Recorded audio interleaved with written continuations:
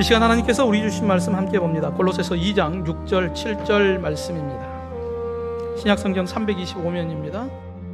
그러므로 너희가 그리스도 예수를 주로 받았으니 그 안에서 행하되 그 안에 뿌리를 박으며 세움을 받아 교훈을 받은 대로 믿음에 굳게 서서 감사함을 넘치게 하라. 아멘. 여러분, 하나님의 은혜로 2025년 반환점을 돌고 7월의 첫 번째 주일을 맞이합니다. 방금 우리가 찬양했던 것처럼 에베네셀 하나님, 도우시는 하나님께서 여기까지 인도하셨음을 믿습니다. 그리고 앞으로도 우리의 모든 삶을 에베네셀 하나님께서 인도하여 주실 것을 믿습니다. 여러분, 주님의 인도하심을 따라 믿음의 길, 승리의 길을 걸어가는 저와 여러분이 되기를 주님의 이름으로 축원합니다. 오늘 우리가 맥주 감사주일로 함께 예배합니다. 출애굽기 23장 16절에 맥주절을 지키라, 이는 내가 수고하여 밭에 뿌린 것에 첫 열매를 거둠이다 라고 말씀하고 있습니다.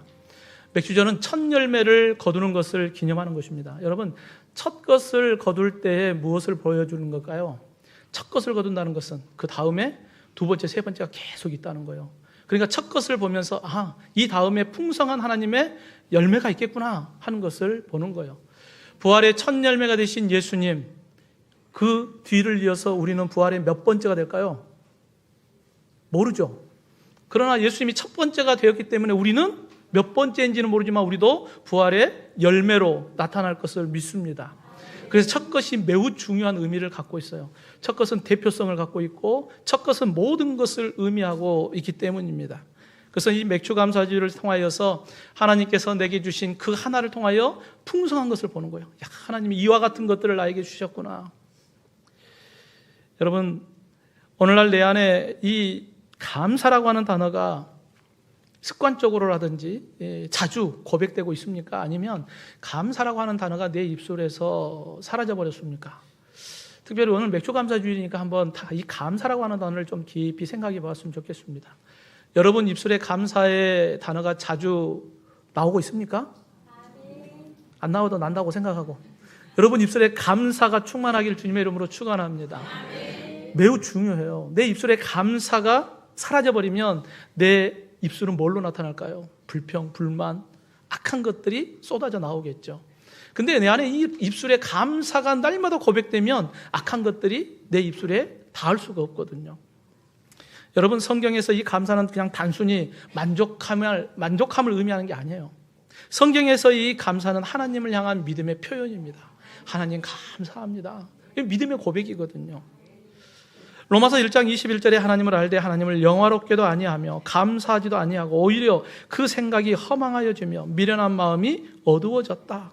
감사하지 않는 것은 허망하고 미련한 마음으로 인하여 어둠 가운데 있을 때 감사가 사라져버려요. 반대로 내 안이 늘 기쁨과 감사로 충만할 때 내 입술은 항상 감사의 고백이 나오겠죠. 여러분, 우리는 감사함이 넘치게 하라는 이 제목의 말씀을 통해서 내 안에 감사함이 식어져 있다면 다시 내 입술에 감사의 고백이 회복되는 은혜가 있기를 주님의 이름으로 축원합니다. 이를 위해 믿음의 성도는 주님 안에서 내가 생명 얻은 것에 항상 감사해야 돼요. 여러분, 감사할 일 없는데요? 아니요. 이미 우리에게는 감사할 조건 가운데 최고의 감사가 우리에게 있습니다. 바로 영원한 생명이 우리 안에 있기 때문입니다. 여러분, 지금 가까운 일본에 7월에 대재앙설이 있어요. 기사를 혹시 보셨습니까? 지금 일본에 지진, 화산, 태풍 이런 자연재해가 참 많죠. 일본 때문에 우리나라는 방파제 역할을 일본이 해주니까 우리는 조금 자연재해로부터 많은 혜택을 보기는 하죠. 근데 지금 최근에 이제 에지몽, 미래를 내다본다는 꿈의 소재의 일본 만화, 내가 본 미래라고 하는 이 만화책에 7월에 일본의 대규모 재해가 일어날 것이다. 그래서 큰 재앙이 온다라고 하는 내용 때문에 지금 많은 사람들이 두려워하고 있거든요. 근데 일본에 지금 징조들이 또 나타나고 있고 그것 때문에 더 사람들이 공포심을 느끼고 있습니다. 그래서 일본으로 여행을 가고자 했던 사람들이 여행을 취소하는 일들이 지금 많이 일어나고 있거든요. 그래서 이제 일본 정부는 그것은 특별히 근거가 없다 라고 하는 이야기를 하지만 여전히 많은 사람들은 7월에 재앙이 있지는 않을까라고 하는 두려움을 갖게 됩니다. 여러분, 만화책 한 권에 일본 전체가 지금 공포에 쌓인 거예요. 주변의 나라들도 이 만화책 한 권에서 나오는 그 말에 의해서 두려움이 있어요. 여러분, 이웃나라 일본과의 역사가 아픔의 역사는 있지만 그럼에도 일본에 이러한 재앙이 일어나지 않도록 여러분 기도해 주기를 원합니다. 하나님의 백성이잖아요. 그러니까 이 일본 땅에 이러한 재난이 일어나지 않도록 함께 기도했으면 좋겠습니다. 그러면서 이런 생각을 해봅니다. 만화책 한 권에 나오는 그 에디몽, 그 말에 의해서 일본의 전역 또 많은 주변 국가들이 이렇게 공포심을 느낀다? 야, 만화책인데. 그런데 여러분, 성경은 우리에게 명확하게 말씀하잖아요. 성경은 종말이 있고 하나님의 심판이 있다. 그런데 성경에 말씀하는 그것은 이렇게 세상 사람들이 민감하게 반응하지 않잖아요. 히브리서 9장 27절에 한 번 죽는 것은 사람에게 정해진 것이요 그 후에는 무엇이 있어요? 심판이 있다. 성경은 우리에게 명확하게 말씀하거든요. 여러분, 만화를 쓴 사람보다 창조주 하나님의 말씀이 더 신빙성이 있지 않아요? 근데 세상 사람들은 여기에 별로 관심이 없어요. 왜 그럴까요? 어떤 사람은 이 소식을 듣지 못했기 때문에 그럴 수 있어요. 어떤 사람은 듣기는 들었는데 믿어지지 않으니까 별로 반응이 없죠. 근데 여러분, 하나님의 이 약속의 말씀은 반드시 이루어진다. 반드시 종말의 때가 올 것이고 반드시 하나님의 심판의 때가 있음을 여러분 믿으시길 주님의 이름으로 축원합니다. 바로 그 하나님의 약속의 말씀, 그 말씀 속에서 우리는 그 심판의 대상이 아니라 우리는 구원을 받았거든요. 우리는 영원한 생명을 얻었거든요. 그래서 오늘 본문 6절에 그러므로 너희가 그리스도 예수를 주로 받았으니, 우리는 예수님을 주로 우리가 받았으니까 우리는 예수님으로 말미암아 영원한 생명을 얻게 되었습니다. 여러분, 요한복음 14장 6절에 예수님은 말씀해요. 내가 곧 길이요 진리요 생명이니 나로 말미암지 않고는 아버지께로 올 자가 없다요. 오직 예수님만이 유일한 길입니다. 예수님이 길이기 때문에 그 예수님을 따라가야만 진리를 만나게 돼요. 생명을 만나게 됩니다. 그 길을 따라가면 누구를 만나요? 예수님을 따라가면 하나님을 만나요. 그곳이 바로 하나님의 나라입니다. 여러분, 이와 같이 우리는 하나님께로부터 영원한 생명을 얻었고 하나님의 자녀가 되었고 영원한 하나님의 천국 백성이 되었습니다. 만약에 예수님을 만나지 않았다면 우리는 영원한 불모 심판에 던져지겠죠. 그렇기 때문에 우리는 이와 같이 하나님의 구원의 은혜를 항상 기억하면 우리는 늘 하나님 앞에 감사하겠죠. 근데 우리는 영적인 건망증이 심해가지고 자꾸 잊어버려요. 하나님께 받은 그 크신 은혜가 아멘 하고 감사하면서 때로는 뒤돌아서면 잊어버리고 살 때가 많아요. 그래서 조그만 것에 불평불만이 많아요. 그죠? 조그만 것에 마음이 상할 때가 참 많습니다. 여러분, 마태복음 18장에 보면 1만 달란트 빚진 자의 비유가 기록되어 있어요. 주인이 1만 달란트 빚진 종을 불렀어요. 근데 그걸 갚을 능력이 안 되잖아요. 그러니까 주인이 1만 달란트 빚진 종의 모든 것을 탕감해 주었습니다. 1만 달란트요. 여러분, 금 1달란트는 34kg입니다. 한 달란트가 34kg예요. 그런데 1만 달란트잖아요. 그래서 얼마나 될까 제가 계산해 봤어요. 요즘에 금값 좋다고 그러는데 열심히 두드려 봤어요. 그러니까 이 종이 주인에게 빚진, 그래서 탕감받은 돈이 우리나라 돈으로 47조예요. 대단하지 않습니까? 47조. 제가 볼 때는 주인이 더 대단한 것 같아요. 뭘 믿고 종한테 47조를 빌려줬을까? 여러분, 이것은 무엇을 의미할까요? 절대 갚을 수 없는 은혜예요. 이건 내가 죽었다 깨어나도 이건 갚을 수 없는 거예요. 이건 오직 주인이 나에게 거저주신 감당할 수 없는 은혜인 걸 이야기해요. 여러분, 하나님께서 우리에게 주신 생명, 이것은 내가 감당할 수 없는 일입니다. 하나님께서 나에게 거저주신 그 크신 은혜, 1만 달란트의 가치와 비교할 수 없는 더 큰 은혜를 저와 여러분에게 주었음을 여러분 믿으실 주님의 이름으로 축원합니다. 근데 문제는 이 1만 달란트 빚진 종이 탕감을 받고 가다가 100데나리온 자기에게 빚진 자를 만나요. 1데나리온은 성인 남성이 나가서 하루 일한 품삯이거든요. 근데 100데나리온이니까 100일 동안 일한 것을 빌려줬는데 안 갚은 거예요. 그래서 이 100데나리온 빚진 사람 멱살을 잡고 갚으라고 하고 있어요. 이게 갚을 능력이 안 되니까 감옥에다가 넣어버렸어요. 이 소식을 들었던 주인이 내가 1만 달란트를 탕감해 줬는데 너가 100데나리온 빚진 자를 그렇게 할 수 있느냐? 그래서 불렀어요. 그리고 1만 달란트를 갚으라 라고 말하죠. 그리고 감옥에 넣어버립니다. 여러분, 우리는 감당할 수 없는 하나님의 그 크신 은혜를 받았어요. 그런데 그걸 잊어버리고 살 때가 참 많아요. 그러면서 감사가 사라져버리는 어리석은 모습이 우리의 모습이 아닌가 하는 생각을 해봅니다. 사랑하는 성도 여러분, 하나님께서 나에게 먼저 영원한 생명을 주셨고 하나님의 나라 천국 백성이 되게 해주셨습니다. 1만 달란트 탕감받은 종과 같이 감당할 수 없는 큰 은혜를 받았기에 우리는 늘 주님께 감사하며 살아야 하지 않겠습니까? 그런데 때로는 감사가 사라져버리고 원망했던 그러한 모습이 있다면 여러분, 오늘 7월을 시작하고 맥주감사주를 우리가 맞이하면서 우리의 입술에 하나님을 향한 영원한 생명 주신 주님께 감사함이 넘치는 은혜가 있기를 주님의 이름으로 축원합니다. 또한 믿음의 성도는 예수님을 닮아가는 이 믿음의 뿌리에 깊이 신앙을 세워야 합니다. 여러분, 사도 바울이 다메섹에서 부활의 예수님을 처음 만났을 때 그때야 비로소 참된 진리를 깨닫게 되지요. 여러분, 예수님께서 바울에게 찾아오셨어요. 이게 주님의 은혜였습니다. 그 이후에 바울은 하나님의 비밀인 예수 그리스도를 믿지 않는 이방인들에게 나아가서 그들에게 복음을 전하기 시작하죠. 골로새서 1장 28절에 보면 이 골로새서를 기록한 목적 중에 하나가 그리스도 안에서 완전한 자로 세우려 함이다. 여러분, 복음을 전하고 그 복음을 통하여서 그리스도의 사람으로 완전한 자로 세우는 것, 이것이 이 복음을 전하는 목적이다라고 하는 것입니다. 여러분, 이를 위하여 사도 바울은 누구보다도 열심히 복음을 전하였습니다. 그리고 가는 곳곳마다 온전한 그리스도인으로 세워가기 시작하죠. 근데 여러분, 한 사람을 온전한 그리스도인으로 세워간다는 것이 결코 쉬운 일은 아니에요. 시간이 오래 걸리고 또 많은 수고가 있어야 합니다. 여러분, 우리가 처음 예수님을 만날 때를 생각해 보십시오.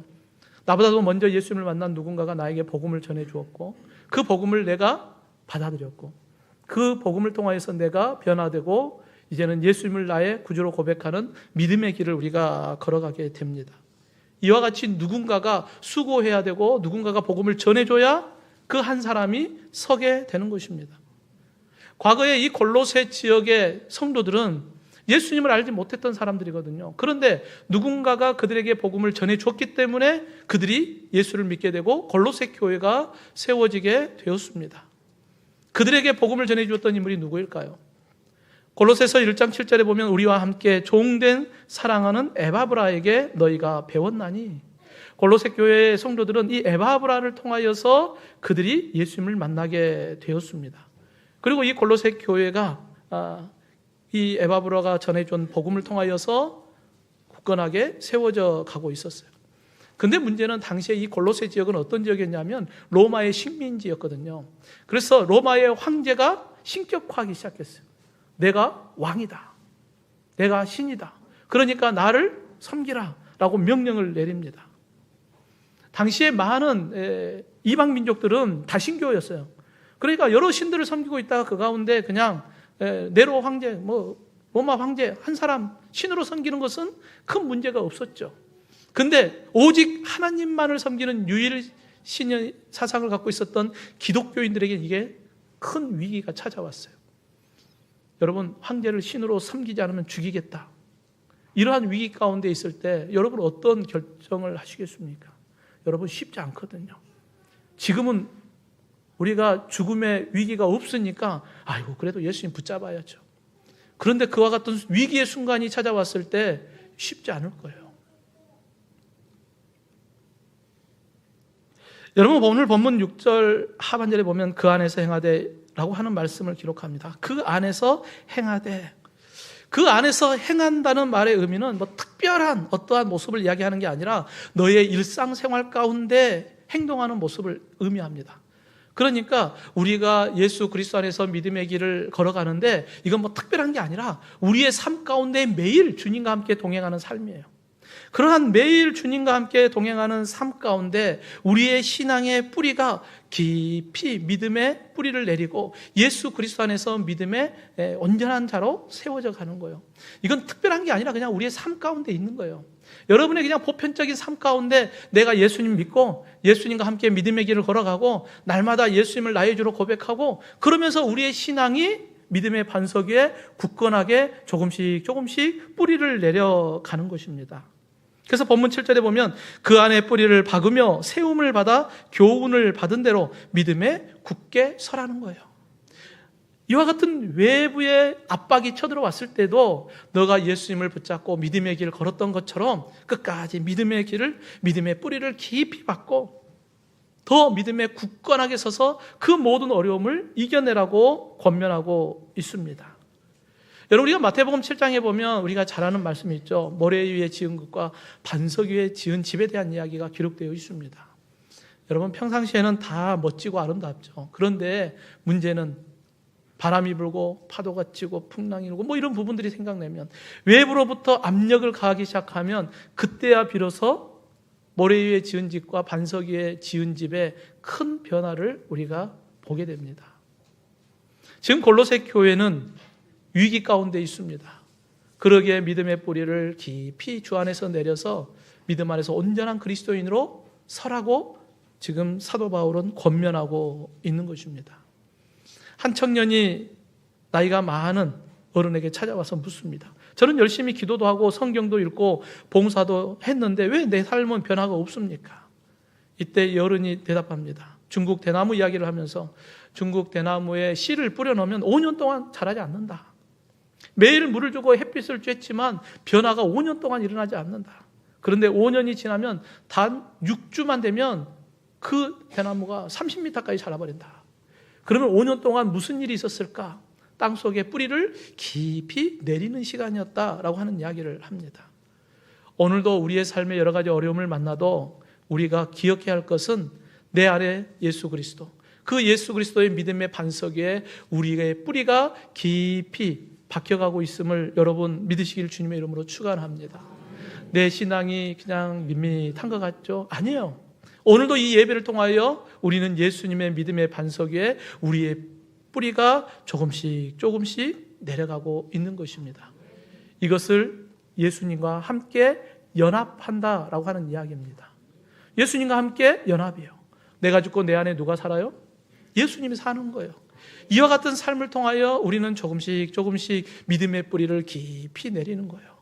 사랑하는 성도 여러분, 외부로부터 어떠한 유혹이 오고 어떠한 고난이 온다 할지라도 우리는 반석이신 예수 그리스도 안에 깊이 뿌리를 내리고 그 예수 그리스도 안에서 승리하는 저와 여러분이 되기를 주님의 이름으로 축원합니다. 마지막으로 주 안에서 감사함이 넘칠 때 세상의 복음으로 변화를 시키는 것입니다. 여러분, 하나님께서 아담과 하와를 창조하셨어요. 아담이 처음 하와를 바라볼 때 첫눈에 반했죠. 그리고 뭐라고 고백합니까? 내 뼈 중에 뼈요, 살 중에 살이다. 더 예쁜 말도 많았을 것인데. 그런데 여러분, 선악을 알게 된 나무의 실과를 먹고 난 다음에 하나님께서 아담에게 묻습니다. 아담아, 너 왜 선악과를 먹었냐? 그때 아담이 뭐라고 그래요? 하나님이 주신 저 여자 때문에 그랬습니다. 죄가 들어오면 관계가 깨져버려요. 죄가 들어오면 좋았던 그 관계가 깨져버려요. 이게 사단의 계략입니다. 여러분, 우리가 하나님 앞에 감사하며 살다가도 우리 안에 악한 것이 들어오면 감사가 사라져버려요. 그러니까 우리가 항상 성령 충만해야 하는 이유가 여기에 있어요. 성령 충만하면 악한 것이 들어올 수 없거든요. 근데 우리가 성령이 점점 나와 관계가 멀어지고 세상의 것이 자꾸 내 마음속에 밀고 들어오면 결국은 우리의 입술에 감사는 사라지고 불평, 불만이 나오겠죠. 여러분의 입술에는 감사가 많습니까? 불평, 불만이 많습니까? 그냥 우리끼리 이렇게 좋은 말 합시다. 여러분의 입술에 감사가 많습니까? 불평, 불만이 많습니까? 감사가 많잖아요. 아멘입니까? 뭐 51%든 어찌됐든 간에 여러분, 감사가 우리는 훨씬 많아요. 왜냐하면 우리는 예수님 믿는 사람이잖아요. 항상 우리는 믿음 안에 있잖아요. 그러니까 세상 사람들보다는 그래도 우리의 입술은 더 감사가 많을 수밖에 없거든요. 오늘도 예배하면서 감사하잖아요. 감사하죠.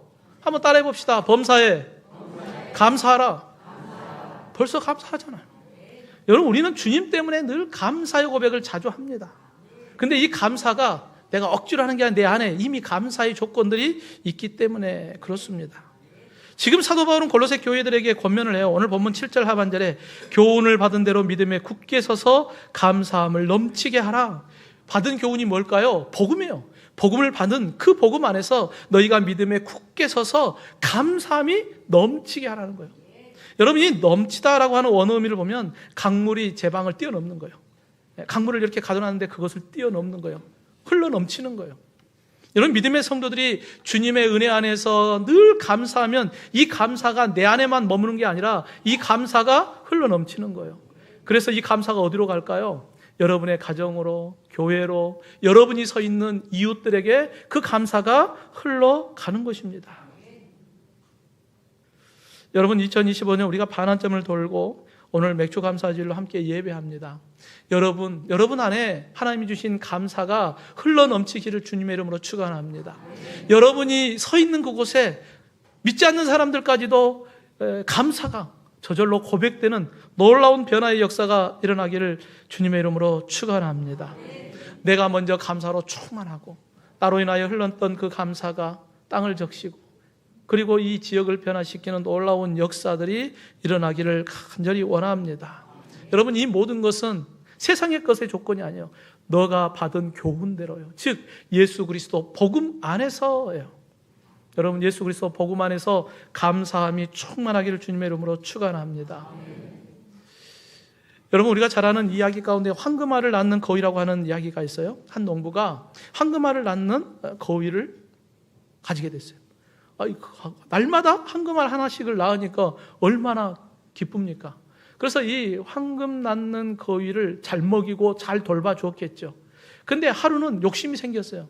이게 하루에 한 알만 할 게 아니라 저 거위의 배를 가르면 그 안에 많은 황금알이 있지 않을까? 그런 생각을 한 거예요. 그래서 그 거위를 잡아서 배를 갈랐어요. 그러니까 아무것도 없죠. 결국은 매일 황금알을 얻을 수 있었는데 결국은 그 모든 것이 끝나 버렸습니다. 여러분, 우리가 감사가 끊어지면 이와 같은 욕심, 세상의 것이 우리 안에 들어오면 감사도 사라져 버립니다. 내게 주신 그 감사가 내 안에서 늘 감사로 고백될 때 더 많은 감사의 거리들이 우리 안에 충만하게 될 것입니다. 사랑하는 성도 여러분, 크고 작은 감사의 제목들을 한번 찾아보십시오. 작은 것 하나까지도 감사할 수 있는 조건들을 찾아보십시오. 우리 안에 혹 불평, 불만, 미움, 다툼, 시기, 질투, 온갖 악한 것들이 내 삶의 자리를 차지하고 있는 것이 있다면 이 모든 것을 제거해버리고 오직 생명 주신 예수 그리스도 안에서 믿음의 뿌리를 더 깊이 내리고 날마다 감사함이 흘러넘쳐서 나로 인하여 내 주변의 모든 사람들이 예수 그리스도 안에서 감사함을 회복하는 놀라운 은혜의 역사가 있기를 주님의 이름으로 축원합니다.